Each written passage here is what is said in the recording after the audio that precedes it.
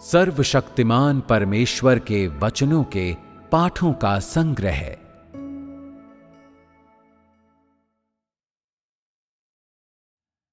परमेश्वर के कार्य का दर्शन 2।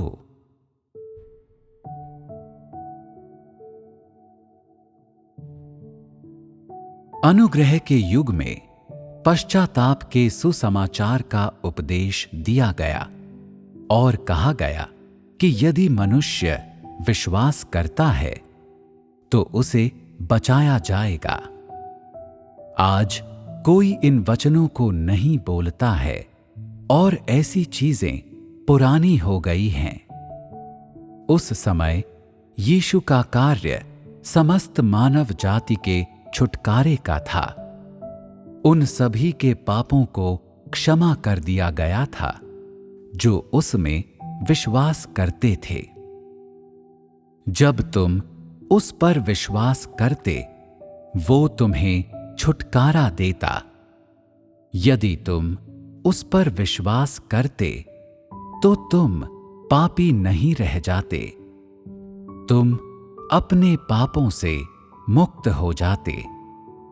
यही है बचाए जाने और विश्वास द्वारा उचित ठहराए जाने का अर्थ। फिर भी जो विश्वास करते थे उन लोगों के बीच वो रह गया था जो विद्रोही थे और परमेश्वर के विरोधी थे और जिन्हें अभी भी धीरे धीरे हटाया जाना था। उद्धार का अर्थ ये नहीं था कि मनुष्य पूरी तरह से यीशु द्वारा प्राप्त कर लिया गया था, बल्कि ये था कि मनुष्य अब पापी नहीं रह गया था कि उसे उसके पापों से मुक्त कर दिया गया था। अगर तुम विश्वास करते थे कि तुम अब कभी भी और पापी नहीं रहोगे, उस समय यीशु ने बहुत से ऐसे कार्य किए जो उसके शिष्यों की समझ से बाहर थे और बहुत ऐसी बातें कहीं जो लोगों की समझ में नहीं आईं। इसका कारण ये है कि उस समय उसने कोई स्पष्टीकरण नहीं दिया। इस प्रकार उसके जाने के कई वर्ष बाद मत्ती ने उसकी एक वंशावली बनाई और अन्य लोगों ने भी बहुत से ऐसे कार्य किए जो मनुष्य की इच्छा के अनुसार थे। यीशु मनुष्य को पूर्ण करने और प्राप्त करने के लिए नहीं, बल्कि कार्य का एक चरण करने के लिए आया था, जो कि स्वर्ग के राज्य के सुसमाचार को आगे बढ़ाना और सूली पर चढ़ने का कार्य था। और इसलिए एक बार जब यीशु को सूली पर चढ़ा दिया गया तो उसके कार्य का पूरी तरह से अंत हो गया। किंतु वर्तमान चरण विजय के कार्य में अधिक वचन बोले जाने चाहिए, अधिक कार्य किया जाना चाहिए और कई प्रक्रियाएं होनी चाहिए।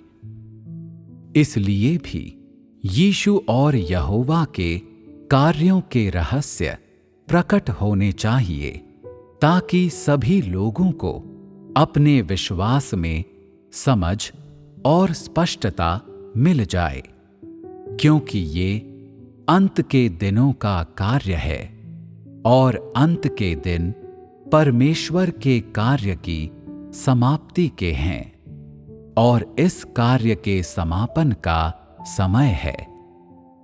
कार्य का ये चरण तुम्हारे लिए यहोवा की व्यवस्था और यीशु द्वारा छुटकारे को स्पष्ट करेगा और ये मुख्य रूप से इसलिए है ताकि तुम परमेश्वर की 6000 वर्षीय प्रबंधन योजना के पूरे कार्य को समझ सको और इस 6000 वर्षीय प्रबंधन योजना के अर्थ और सार की सराहना कर सको और यीशु द्वारा किए गए सभी कार्यों और उसके द्वारा बोले गए वचनों के प्रयोजन और यहाँ तक कि बाइबल में अपने अंधविश्वास और श्रद्धा को समझ सको। ये सब तुम्हें पूरी तरह से समझने में मदद करेगा।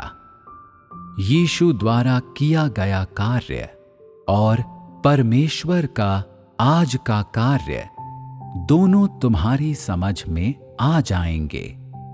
तुम समस्त सत्य, जीवन और मार्ग को समझ और देख लोगे। यीशु द्वारा किए गए कार्य के चरण में यीशु समापन कार्य किए बिना क्यों चला गया? क्योंकि यीशु के कार्य का चरण समापन का कार्य नहीं था। जब उसे सूली पर चढ़ाया गया तब उसके वचनों का भी अंत हो गया था। उसके सूली पर चढ़ने के बाद उसका कार्य पूरी तरह समाप्त हो गया। वर्तमान चरण भिन्न है। केवल वचनों के अंत तक बोले जाने और परमेश्वर के समस्त कार्य का उपसंहार हो जाने के बाद ही उसका कार्य समाप्त हुआ होगा। यीशु के कार्य के चरण के दौरान ऐसे बहुत से वचन थे जो अनकहे रह गए थे या जो पूरी तरह स्पष्ट नहीं थे। फिर भी यीशु ने जो कहा या नहीं कहा उसकी परवाह नहीं की, क्योंकि उसकी सेवकाई कोई वचन की सेवकाई नहीं थी और इसलिए सूली पर चढ़ाए जाने के बाद वो चला गया। कार्य का वो चरण मुख्यतः सूली पर चढ़ने के वास्ते था और वो वर्तमान चरण से भिन्न है। कार्य का ये चरण मुख्य रूप से पूर्णता, स्वच्छ करने और समस्त कार्य का समापन करने के लिए है। यदि वचनों को उनके बिल्कुल अंत तक नहीं कहा जाएगा तो इस कार्य का समापन करने का कोई तरीका नहीं होगा, क्योंकि कार्य के इस चरण में समस्त कार्य को अंत तक लाया जाना है और ये वचनों के उपयोग से किया जाना है। उस समय यीशु ने बहुत सा कार्य किया जो मनुष्य की समझ से बाहर था। वो चुपचाप चला गया और आज भी ऐसे कई लोग हैं जो उसके वचनों को नहीं समझते, जिनकी समझ त्रुटिपूर्ण है, मगर फिर भी जो उसे सही मानते हैं और जो नहीं जानते कि वे गलत हैं। अंत में ये वर्तमान चरण परमेश्वर के कार्य का पूर्णतः अंत करेगा और इसका उपसंहार करेगा। सभी परमेश्वर की प्रबंधन योजना को समझ और जान लेंगे। मनुष्य के भीतर की धारणाएं, उसके इरादे, उसकी त्रुटिपूर्ण समझ, यहोवा और यीशु के कार्यों के प्रति उसकी धारणाएं, अन्य जातियों के बारे में उसके विचार और उसके अन्य विचलन और सभी त्रुटियां ठीक कर दी जाएंगी और जीवन के सभी सही मार्ग और परमेश्वर द्वारा किया गया समस्त कार्य और संपूर्ण सत्य मनुष्य की समझ में आ जाएंगे। जब ऐसा होगा तो कार्य का ये चरण समाप्त हो जाएगा। यहोवा का कार्य दुनिया का सृजन था, वो आरंभ था। कार्य का ये चरण कार्य का अंत है और ये समापन है। आरंभ में परमेश्वर का कार्य इज़राइल के चुने हुए लोगों के बीच किया गया था और ये सभी जगहों में से सबसे पवित्र जगह पर एक नए युग का उद्भव था। कार्य का अंतिम चरण दुनिया का न्याय करने और युग को समाप्त करने के लिए सभी देशों में से सबसे अशुद्ध देश में किया जा रहा है। पहले चरण में परमेश्वर का कार्य सबसे प्रकाशमान स्थान पर किया गया था और अंतिम चरण सबसे अंधकारमय स्थान पर किया जा रहा है और इस अंधकार को बाहर निकाल दिया जाएगा, प्रकाश को प्रकट किया जाएगा और सभी लोगों पर विजय प्राप्त की जाएगी। जब सभी जगहों में इस सबसे अशुद्ध और सबसे अंधकारमय स्थान के लोगों पर विजय प्राप्त कर ली जाएगी और समस्त आबादी स्वीकार कर लेगी कि परमेश्वर है जो सच्चा परमेश्वर है और इसका हर व्यक्ति को सर्वथा विश्वास हो जाएगा, तब समस्त ब्रह्मांड में विजय का कार्य करने के लिए इस तथ्य का उपयोग किया जाएगा। कार्य का ये चरण प्रतीकात्मक है। एक बार इस युग का कार्य समाप्त हो गया तो प्रबंधन का 6000 वर्षों का कार्य पूरी तरह से समाप्त हो जाएगा। एक बार सबसे अंधकारमय स्थान के लोगों को जीत लिया गया तो कहने की आवश्यकता नहीं कि हर अन्य जगह पर भी ऐसा ही होगा। वैसे तो केवल चीन में विजय का कार्य सार्थक प्रतीकात्मकता रखता है। चीन अंधकार की सभी शक्तियों का मूर्त रूप है और चीन के लोग उन सभी लोगों का प्रतिनिधित्व करते हैं जो देह के हैं, शैतान के हैं, मांस और रक्त के हैं। ये चीनी लोग हैं जो बड़े लाल अजगर द्वारा सबसे ज्यादा भ्रष्ट किए गए हैं, जिनका परमेश्वर के प्रति विरोध सबसे मजबूत है, जिनकी मानवता सर्वाधिक अधम और अशुद्ध है और इसलिए वे समस्त भ्रष्ट मानवता के मूल आदर्श हैं। इसका मतलब ये नहीं है कि अन्य देशों में कोई भी समस्या नहीं है। मनुष्य की धारणाएं समान हैं और यद्यपि इन देशों के लोग अच्छी क्षमता वाले हो सकते हैं, किंतु यदि वे परमेश्वर को नहीं जानते तो वे उसका विरोध तो अवश्य करते होंगे। यहूदियों ने भी क्यों परमेश्वर का विरोध किया और उसकी अवहेलना की? फरीसियों ने भी क्यों उसका विरोध किया? यहूदा ने क्यों यीशु के साथ विश्वासघात किया? उस समय बहुत से अनुयायी यीशु को नहीं जानते थे। क्यों यीशु को सूली पर चढ़ाए जाने और उसके फिर से जी उठने के बाद भी लोगों ने उस पर विश्वास नहीं किया? क्या मनुष्य की अवज्ञा पूरी तरह से समान नहीं है? बात बस इतनी है कि चीन के लोग इसका एक उदाहरण बनाए जाते हैं और जब उन पर विजय प्राप्त कर ली जाएगी तो वे एक आदर्श और नमूना बन जाएंगे और दूसरों के लिए संदर्भ का काम करेंगे। मैंने हमेशा क्यों कहा है कि तुम लोग मेरी प्रबंधन योजना के सहायक हो? चीन के लोगों में भ्रष्टता, अशुद्धता, अधार्मिकता, विरोध और विद्रोहशीलता सर्वाधिक पूर्णता से व्यक्त होते हैं और अपने सभी विविध रूपों में प्रकट होते हैं।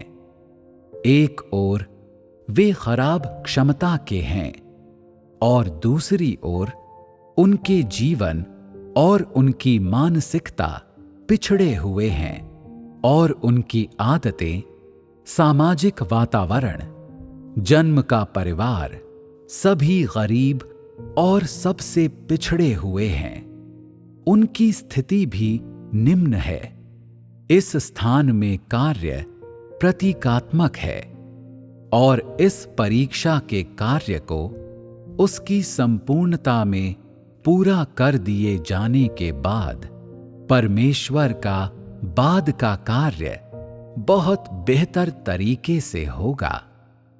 यदि कार्य के इस चरण को पूरा किया जा सका तो इसके बाद का कार्य अच्छी तरह से हो जाएगा। एक बार जब कार्य का ये चरण संपन्न हो जाएगा तो बड़ी सफलता पूर्णतः प्राप्त कर ली जाएगी और समस्त ब्रह्मांड में विजय का कार्य पूरी तरह समाप्त हो जाएगा। वास्तव में एक बार तुम लोगों के बीच कार्य सफल हो जाता है तो ये समस्त ब्रह्मांड में सफलता प्राप्त करने के बराबर होगा।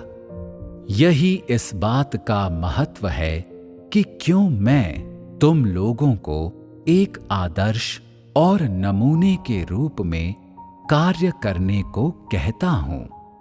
विद्रोहशीलता, विरोध, अशुद्धता, अधार्मिकता ये सभी इन लोगों में पाए जाते हैं और ये मानव जाति की समस्त विद्रोहशीलता का प्रतिनिधित्व करते हैं।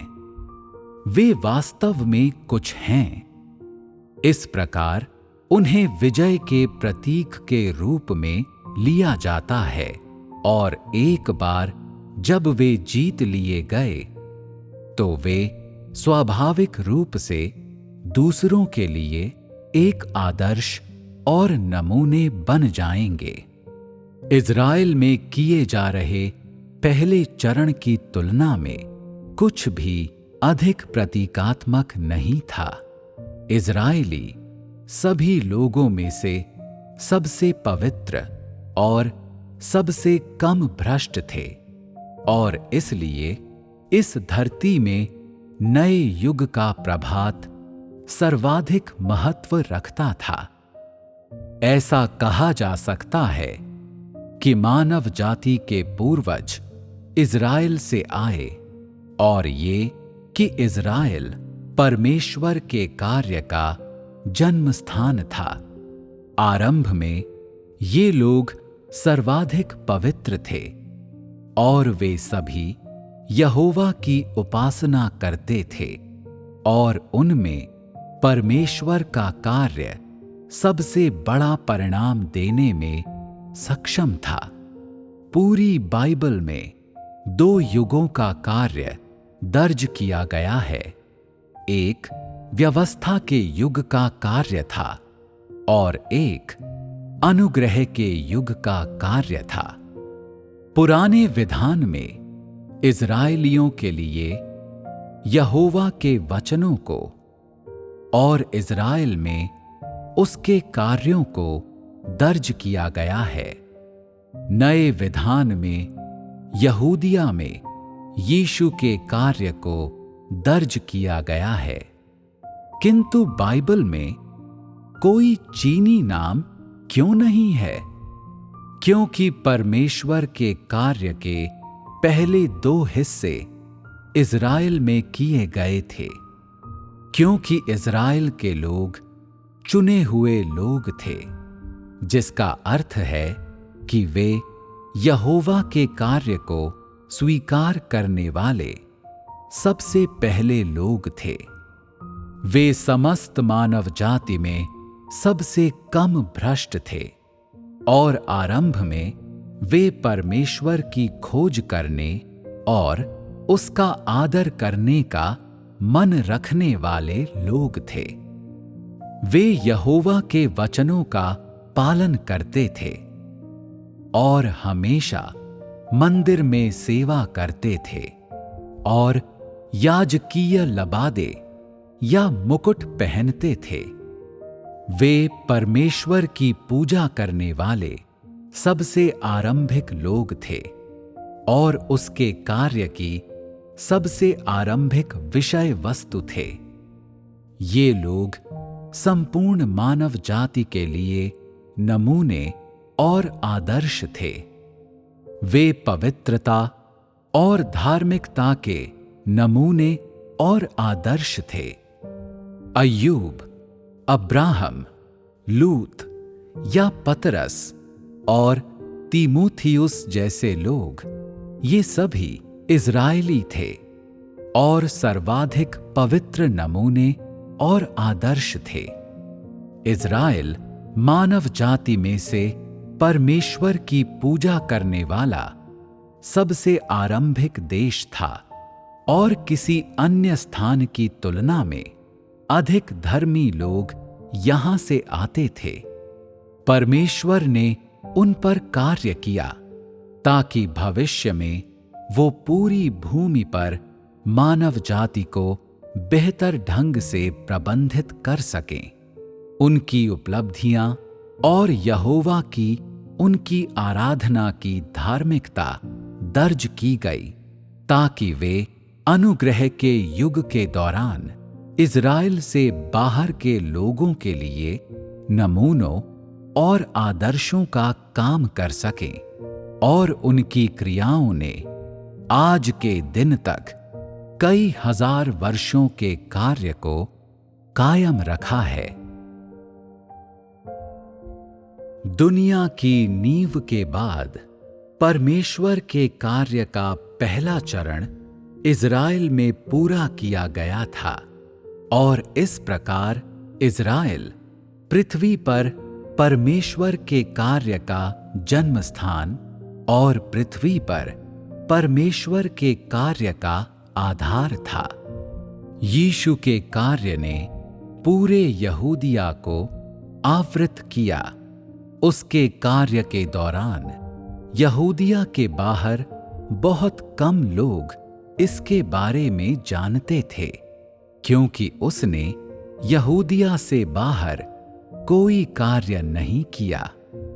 आज परमेश्वर का कार्य चीन में लाया गया है और ये पूरी तरह इस क्षेत्र के भीतर किया जाता है। इस चरण के दौरान चीन के बाहर कोई कार्य शुरू नहीं किया गया है। चीन से बाहर इसके फैलने का कार्य बाद में आएगा। कार्य का ये चरण यीशु के कार्य के चरण के क्रम में है। यीशु ने छुटकारे का कार्य किया और ये चरण वो कार्य है जो उस कार्य के बाद आता है। छुटकारे का कार्य पूरा हो चुका है और इस चरण में पवित्र आत्मा द्वारा गर्भधारण की कोई आवश्यकता नहीं है, क्योंकि कार्य का ये चरण पिछले चरण से भिन्न है और इसलिए भी क्योंकि चीन इज़राइल से भिन्न है। यीशु द्वारा किए गए कार्य का चरण छुटकारे का कार्य था। मनुष्य ने यीशु को देखा और शीघ्र ही उसका कार्य अन्य जातियों में फैल गया। आज ऐसे कई लोग हैं जो अमेरिका, ब्रिटेन और रूस में परमेश्वर पर विश्वास करते हैं, तो चीन में विश्वासी लोग कम क्यों हैं? क्योंकि चीन सबसे बंद राष्ट्र है। इस प्रकार चीन परमेश्वर के मार्ग को स्वीकार करने वाला अंतिम राष्ट्र था। यहां तक कि अभी भी स्वीकार किए हुए इसे 100 वर्ष से भी कम हुआ है। अमेरिका और ब्रिटेन की तुलना में बहुत बाद में परमेश्वर के कार्य का अंतिम चरण चीन की भूमि में किया जाता है, ताकि वो अपने कार्य का अंत कर सके और ताकि उसका समस्त कार्य संपन्न हो सके। इज़राइल के सभी लोगों ने यहोवा को अपना प्रभु कहा। उस समय उन्होंने उसे अपने परिवार का मुखिया माना और पूरा इज़राइल एक बड़ा परिवार बन गया, जिसमें हर कोई अपने प्रभु यहोवा की उपासना करता था। यहोवा का आत्मा प्रायः उन पर प्रकट होता था और वो उनसे बोलता था और उन पर अपनी वाणी उच्चारित करता था और उनके जीवन का मार्गदर्शन करने के लिए बादल और ध्वनि के एक स्तंभ का उपयोग करता था। उस समय पवित्रात्मा ने अपनी वाणी से इज़राइल में लोगों का सीधे मार्गदर्शन किया और वे बादलों को देखते और मेघ की गड़गड़ाहट सुनते थे, और इस तरह से उसने कई हजार वर्षों तक उनके जीवन का मार्गदर्शन किया। इस प्रकार केवल इज़राइलियों ने ही हमेशा यहोवा की आराधना की है। वे मानते हैं कि यहोवा उनका परमेश्वर है और वो अन्य जातियों का परमेश्वर नहीं है। ये आश्चर्य की बात नहीं है। आखिरकार यहोवा ने उनके बीच करीब 4 वर्षों तक कार्य किया था। चीन की भूमि पर हजारों वर्षों तक नींद की सुस्ती में रहने के बाद केवल अब जाकर अधमों को पता चला है कि स्वर्ग और पृथ्वी और सभी चीजें प्राकृतिक रूप से नहीं बनी थीं, बल्कि सृष्टा द्वारा बनाई गई थीं।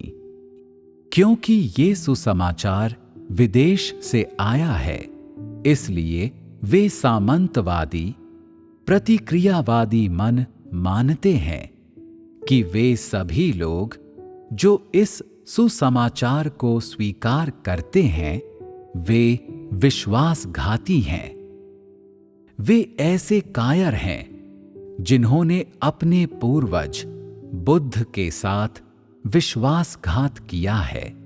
इसके अलावा ये सामंतवादी मन वाले बहुत से लोग पूछते हैं कि चीनी लोग विदेशियों के परमेश्वर पर कैसे विश्वास कर सकते हैं? क्या वे अपने पूर्वजों के साथ विश्वासघात नहीं कर रहे हैं? क्या वे दुष्टता नहीं कर रहे हैं? आज लोग बहुत समय से भूले हुए हैं कि यहोवा उनका परमेश्वर है।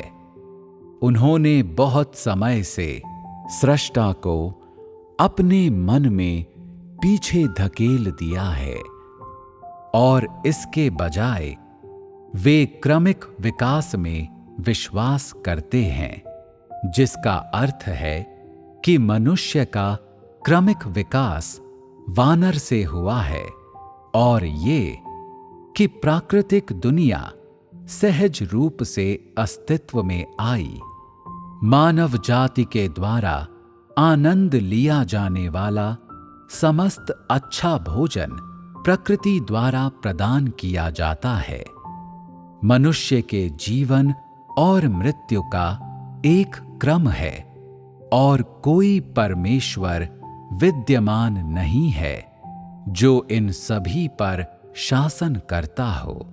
इसके अलावा ऐसे कई नास्तिक हैं जो मानते हैं कि सभी चीजों पर परमेश्वर का प्रभुत्व एक अंधविश्वास है।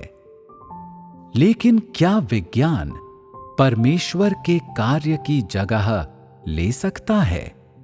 क्या विज्ञान मानव जाति पर शासन कर सकता है? ऐसे देश में जहां नास्तिकता का शासन है, वहां सुसमाचार का प्रचार करना कोई आसान कार्य नहीं है और इसमें बड़ी बाधाएं शामिल हैं। आज क्या ऐसे बहुत से लोग नहीं हैं जो इस तरह से परमेश्वर का विरोध करते हैं? जब यीशु अपना कार्य करने आया, तब बहुत से लोगों ने यहोवा के कार्य से उसके कार्य की तुलना की और दोनों कार्यों को असमान पाकर उन्होंने यीशु को सूली पर चढ़ा दिया। उन्हें उनके कार्यों में समानता क्यों नहीं मिली? ये आंशिक रूप से इसलिए था क्योंकि यीशु ने नया कार्य किया था और इसलिए क्योंकि यीशु के अपना कार्य शुरू करने से पहले किसी ने भी उसका वंशक्रम नहीं लिखा था। यदि किसी ने लिखा होता तो चिंता करने की कोई आवश्यकता नहीं होती। और तब किसने यीशु को सूली पर चढ़ाया होता? यदि मत्ती ने कई दशकों पहले यीशु का वंशक्रम लिखा होता तो यीशु ने इस तरह के बड़े उत्पीड़न का सामना नहीं किया होता। क्या ऐसा नहीं है? जैसे ही लोग यीशु के वंशक्रम को पढ़ते कि वो अब्राहम का पुत्र है और दाऊद के मूल का है, तो वे उसका उत्पीड़न करना बंद कर देते। क्या ये दुर्भाग्यपूर्ण नहीं है कि उसका वंशक्रम बहुत देर से लिखा गया? और ये कितना दुर्भाग्यपूर्ण है कि बाइबल केवल परमेश्वर के कार्य के दो चरणों को ही दर्ज करती है। एक चरण जो व्यवस्था के युग का कार्य था और एक जो अनुग्रह के युग का कार्य था। एक चरण जो कि यहोवा का कार्य था और एक जो यीशु का कार्य था।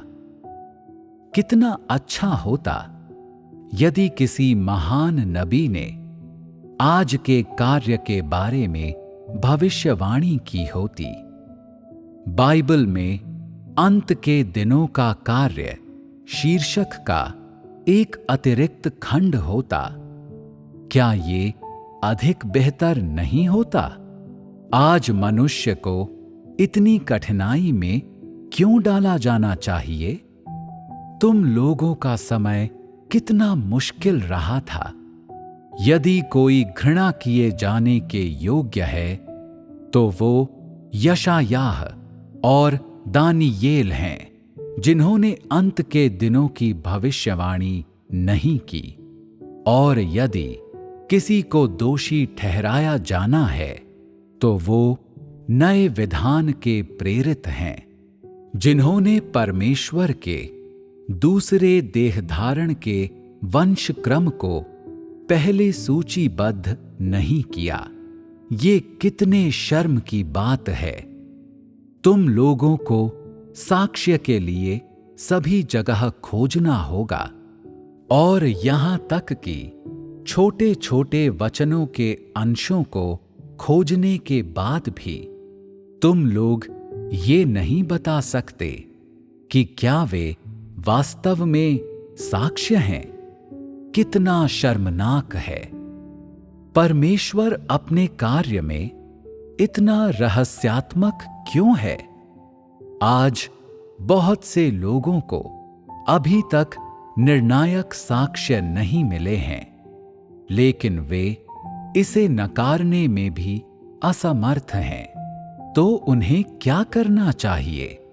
वे दृढ़ता से परमेश्वर का अनुसरण नहीं कर सकते, किंतु वे इस तरह के संदेह के कारण आगे भी नहीं बढ़ सकते हैं, और इसलिए कई चतुर और प्रतिभाशाली विद्वान परमेश्वर का अनुसरण करते हुए तो प्रयास करें और देखें कि प्रवृत्ति को अंगीकार करते हैं।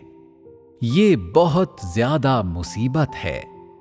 यदि मत्ती, मरकुस, लूका और यूहन्ना भविष्य के बारे में पहले से बताने में सक्षम होते, तो क्या चीजें बहुत आसान नहीं हो गई होती? ये बेहतर होता यदि यूहन्ना ने राज्य में जीवन की आंतरिक सच्चाई को देख लिया होता। कितने दुर्भाग्य की बात है कि उसने केवल स्वप्न देखे और पृथ्वी पर वास्तविक भौतिक कार्य नहीं देखा। ये कितने शर्म की बात है। परमेश्वर की क्या समस्या है? इज़राइल में उसका कार्य इतनी अच्छी तरह से चलने के बाद अब वो चीन में क्यों आ गया है और उसे देह धारण क्यों करना पड़ा और क्यों लोगों के बीच व्यक्तिगत रूप से कार्य करना और रहना पड़ा? परमेश्वर मनुष्य के प्रति अत्यधिक विचार शून्य है। उसने न केवल लोगों को पहले से नहीं बताया, बल्कि अचानक अपनी ताड़ना और न्याय ले आया। इसका वास्तव में कोई अर्थ नहीं है। जब पहली बार परमेश्वर ने देह धारण किया, तो उसने मनुष्य को समस्त आंतरिक सत्य के बारे में पहले से नहीं बताने के परिणाम स्वरूप अत्यंत कठिनाई को झेला। निश्चित रूप से वो इसे नहीं भूल सका होगा, और इसलिए उसने इस बार भी मनुष्य को क्यों नहीं बताया? आज ये कितना दुर्भाग्यपूर्ण है कि बाइबल में केवल 66 पुस्तकें हैं। इसमें अंत के दिनों के कार्य की भविष्यवाणी करने वाली सिर्फ एक पुस्तक और होने की आवश्यकता है। क्या तुम्हें नहीं लगता है? यहां तक कि यहोवा, यशायाह और दाऊद ने भी आज के कार्य का कोई उल्लेख नहीं किया। 4000 वर्षों से अधिक समय का अलगाव होने से उन्हें वर्तमान में से और ज्यादा हटा दिया गया था। यीशु ने भी इसके बारे में सिर्फ थोड़ा सा ही बोलते हुए आज के कार्य की पूरी तरह से भविष्यवाणी की, और तब भी मनुष्य इसका अपर्याप्त साक्ष्य पाता है। यदि तुम आज के कार्य की पहले के कार्य के साथ तुलना करते हो, तो दोनों का एक दूसरे के साथ मिलान कैसे हो सकता है? यहोवा के कार्य का चरण इज़राइल पर निर्देशित था। इसलिए यदि तुम आज के कार्य की इसके साथ तुलना करते हो, तो इससे भी अधिक असंगति होगी। इन दोनों की तुलना की ही नहीं जा सकती। ना तो तुम इज़राइल के हो, ना ही कोई यहूदी हो। तुम्हारी क्षमता और तुम्हारी हर चीज कम में है। तुम उनसे स्वयं की तुलना कैसे कर सकते हो? क्या ये संभव है? जान लो कि आज राज्य का युग है, और ये व्यवस्था के युग और अनुग्रह के युग से भिन्न है। किसी भी हालत में किसी सूत्र को इस्तेमाल करने का प्रयास न करो और उसे लागू न करो। परमेश्वर को ऐसे किसी सूत्र में नहीं पाया जा सकता। यीशु अपने जन्म के 29 वर्षों के दौरान कैसे जिए?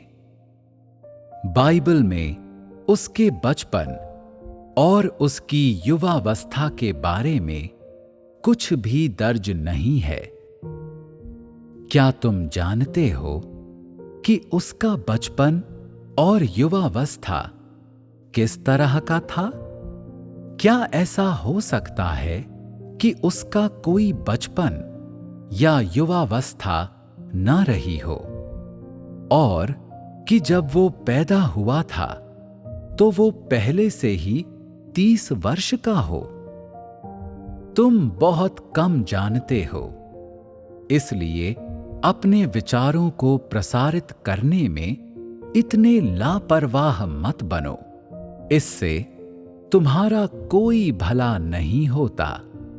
बाइबल में केवल ये दर्ज है कि यीशु के 30वें जन्मदिन से पहले उसका बपतिस्मा किया गया था और शैतान के प्रलोभन को झेलने के लिए बीहड़ में पवित्र आत्मा द्वारा उसकी अगुवाई की गई थी। और 4 सुसमाचारों में उसके 3.5 साल का कार्य दर्ज है। उसके बचपन और युवावस्था का कोई अभिलेख नहीं है, लेकिन इससे ये साबित नहीं होता कि उसका कोई बचपन और युवावस्था नहीं थी। बात सिर्फ इतनी है कि आरंभ में उसने कोई कार्य नहीं किया और वो एक सामान्य व्यक्ति था। तब क्या तुम कह सकते हो कि यीशु युवावस्था या बाल्यावस्था के बिना ही 33 वर्ष तक जिया? क्या वो अचानक 33.5 वर्ष की उम्र में पहुंच सकता था? मनुष्य उसके बारे में ये सब जो सोचता है वो अलौकिक और अवास्तविक है। इसमें कोई संदेह नहीं है कि देहधारी परमेश्वर साधारण और सामान्य मानवता से संपन्न है, किंतु जब वो अपना कार्य करता है तो वो सीधे अपनी अपूर्ण मानवता और पूर्ण दिव्यता के साथ होता है। इसी वजह से लोग आज के कार्य के बारे में और यहां तक कि यीशु के कार्य के बारे में भी संदेह करते हैं। यद्यपि परमेश्वर का कार्य उसके 2 बार देह धारण के दौरान भिन्न रहा है, किंतु उसका सार भिन्न नहीं रहा। निस्संदेह यदि तुम 4 सुसमाचारों के अभिलेखों को पढ़ो तो अंतर बहुत बड़े हैं। तुम यीशु के बचपन और युवावस्था के दौरान उसके जीवन में कैसे वापस जा सकते हो? तुम यीशु की सामान्य मानवता को कैसे समझ सकते हो? हो सकता है कि आज तुम्हें परमेश्वर की मानवता की एक अच्छी समझ हो, फिर भी तुम्हें यीशु की मानवता की कोई समझ नहीं है। इसे समझना तो बहुत दूर की बात है। यदि इसे मत्ती द्वारा दर्ज नहीं किया गया होता तो तुम्हें यीशु की मानवता का कोई आभास नहीं होता।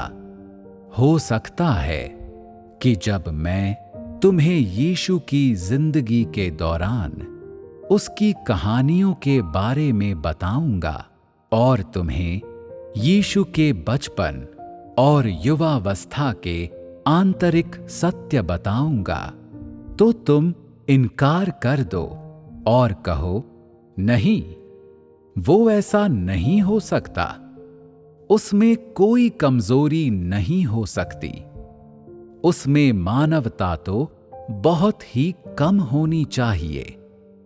यहां तक कि तुम चिल्लाओगे और चीखोगे।